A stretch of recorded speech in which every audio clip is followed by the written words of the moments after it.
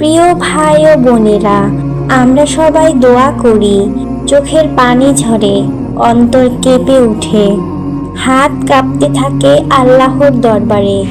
কিন্তু অনেক সময় মনে হয় দোয়া যেন আকাশ ছুঁয়েও ফিরে আসছে। আমরা চাই আল্লাহ আমাদের ডাক শুনুক, কিন্তু কেন জানি দোয়া কবুল হচ্ছে না। আপনি কখনো ভেবেছেন কোনো ভুল, কোনো গুনাহ কিংবা আমাদের নিজেদের ভেতরের কিছু অভ্যাস কি দোয়া কবুলের পথে বাধা হয়ে দাঁড়াচ্ছে?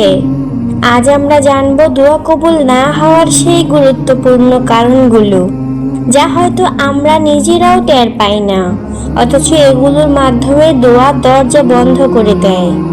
এক, গুনাহের মধ্যে থাকা। প্রিয় ভাই ও বোনেরা, যখন আমরা কোনো গুনাহে ডুবে থাকি তখন আমাদের হৃদয় আল্লাহর কাছে পরিপূর্ণ খোলা থাকে না। গুনাহ আমাদের দোয়ার পথকে বাধাগ্রস্ত করে।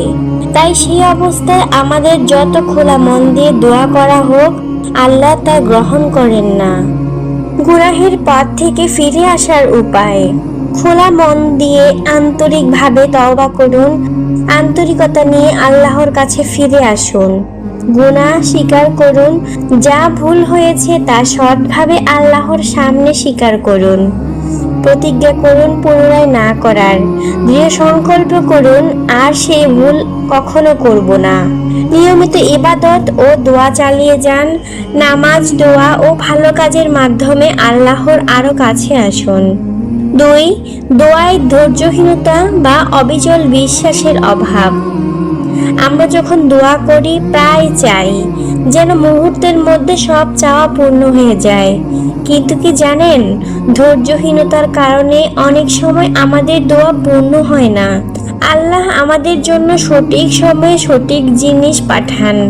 আমরা শুধু দ্রুত ফল চাই, ধৈর্য হারাই, আমাদের বিশ্বাস কমে যায়। মনে রাখবেন, যদি আমরা ধৈর্য ধরে অপেক্ষা করি এবং বিশ্বাস রাখি, তখন আল্লাহ আমাদের দোয়াকে অবশ্যই গ্রহণ করবেন। আল্লাহর সিদ্ধান্তে বিশ্বাস রাখুন। সব কিছু আল্লাহর কৃপায় হয়। ধৈর্য ধরুন, দোয়ার ফল সময় মতো আসবে। দেরি হচ্ছে বলে এটা মনে করবেন না আমার দোয়া কবুল হবে না। নিয়মিত দোয়া চালিয়ে যান। ছোট ছোট দোয়াও হৃদয়কে শক্তি দেয়। শুকরিয়া এবং ইতিবাচক মনোভাব রাখুন। আল্লাহর রহমতের প্রতি দৃঢ় বিশ্বাস রাখুন। প্রিয় ভাই ও বোনেরা, দোয়ায় ধৈর্য আমাদের বিশ্বাসের শক্তি। ধৈর্য ধরে আল্লাহর উপর পূর্ণ ভরসা রাখুন। মনে রাখবেন, আল্লাহ জানেন কখন এবং কিভাবে আমাদের দোয়াকে সর্বোত্তমভাবে পূর্ণ করবেন। 3. আল্লাহর প্রতি বিশ্বাসের ঘাটতি। আপনি অন্তরের সমস্ত ইচ্ছা দিয়ে আল্লাহর কাছে দোয়া করছেন, কিন্তু তা যেন পূর্ণ হচ্ছে না। আজ আমরা জানব আল্লাহর প্রতি বিশ্বাসের ঘাটতি। যখন আমাদের বিশ্বাস কম থাকে, আমরা আল্লাহর প্রতি সন্দেহ করতে শুরু করি। মনে হয় হয়তো আমার দোয়া আল্লাহ শুনছেন না, কিন্তু ভুল বোঝাবুঝি হলো আল্লাহ সর্বদা আমাদের দোয়া শোনেন। তিনি জানেন কখন এবং কোথায় কিভাবে আমাদের জন্য সব থেকে ভালো হবে। আমাদের শুধু তার উপর সম্পূর্ণ বিশ্বাস রাখতে হবে। আমরা যদি আল্লাহর প্রতি বিশ্বাস শক্তিশালী করি, তাহলে আমরা ভেবে নিব প্রতিটি মুহূর্তে আল্লাহ আমাদের দেখছেন, আমাদের ভালো চাইছেন এবং শেষ পর্যন্ত আমাদের দোয়াকে পূর্ণ করবেন। সৎ মন দিয়ে দোয়া করুন। বিশ্বাস রেখে দোয়া করলে আল্লাহ তা অবশ্যই গ্রহণ করবেন। নিয়মিত ইবাদত ও ভালো কাজ চালিয়ে যান। নামাজ, দোয়া ও সহায়তার মাধ্যমে বিশ্বাস দৃঢ় হয়। অবিচল ভরসা রাখুন। ফলাফল দেখতে ধৈর্য ধরুন। মনে রাখবেন, আল্লাহর প্রতি বিশ্বাসে আমাদের দোয়ার শক্তি। বিশ্বাস কম থাকলে দোয়া পূর্ণ হয় না। সৎ মন, দৃঢ় বিশ্বাস এবং আল্লাহর প্রতি সম্পূর্ণ ভরসা রাখুন। ইনশাআল্লাহ আপনার প্রতিটি দোয়া কবুল হবে। 4. দোয়ায় মনোযোগ না থাকা।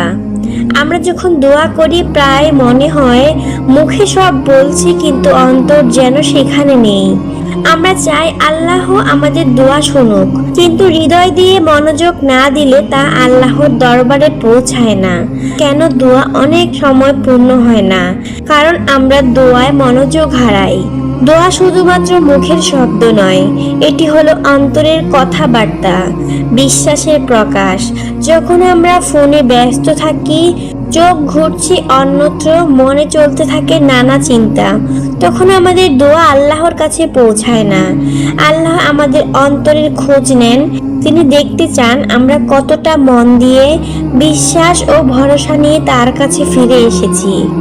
যদি আমরা দোয়ার সময় ধীরে, মন স্থির রেখে সমস্ত মনোযোগ আল্লাহর দিকে দেই, চোখে, হৃদয়ে এবং বিশ্বাসে পূর্ণতা দেই, তখন আমাদের দোয়া আল্লাহর কাছে পৌঁছায়। ধৈর্য ধরে মনকে কেন্দ্রভূত রেখে আমরা যা কিছু চাইছি তা আল্লাহর সামনে রাখলে আল্লাহ তা গ্রহণ করেন। প্রতিটি শব্দ আমাদের অন্তর থেকে আসবে, মুখের সাথে সাথে হৃদয় সেই দোয়াকে শক্তি দেবে। মনে রাখবেন, মনোযোগহীন দোয়া আল্লাহর কাছে পৌঁছায় না। মনোযোগ দিয়ে, বিশ্বাস এবং ভরসা দিয়ে দোয়া করুন। অন্তরে যদি উপস্থিত থাকেন, আপনি দেখবেন ইনশাআল্লাহ আপনার প্রতিটি দোয়া কবুল হচ্ছে। 5. হারাম খাদ্য ও উপার্জন। হারাম উপায়ে অর্জিত সম্পদ দিয়ে জীবন ধারণ করলে বা হারাম খাদ্য গ্রহণ করলে দোয়া কবুল হয় না।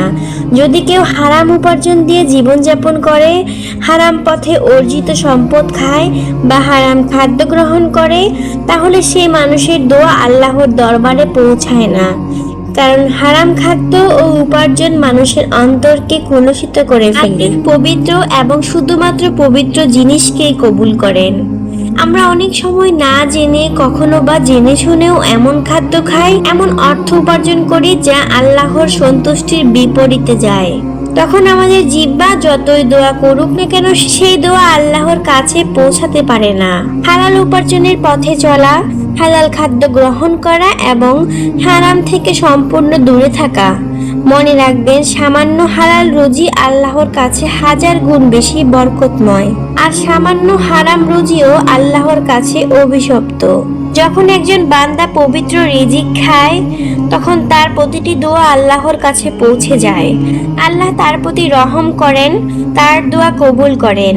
প্রিয় ভাই ও বোনেরা, যদি চান আপনার দোয়া কবুল হোক, তবে প্রথমেই নিজের রিজিক ও খাদ্যকে হালাল করুন, হারাম থেকে দূরে থাকুন, পবিত্র জীবন যাপন করুন। তখনই আপনার দোয়া হবে আল্লাহর দরবারে গ্রহণযোগ্য, ইনশাআল্লাহ। তাই আসুন আজই আমরা তওবা করি, হালাল পথে চলি, অন্তরকে খাঁটি করি এবং পূর্ণ বিশ্বাস নিয়ে আল্লাহর কাছে হাত তুলি। মনোযোগ, ধৈর্য আর ভরসা নিয়ে দোয়া করি।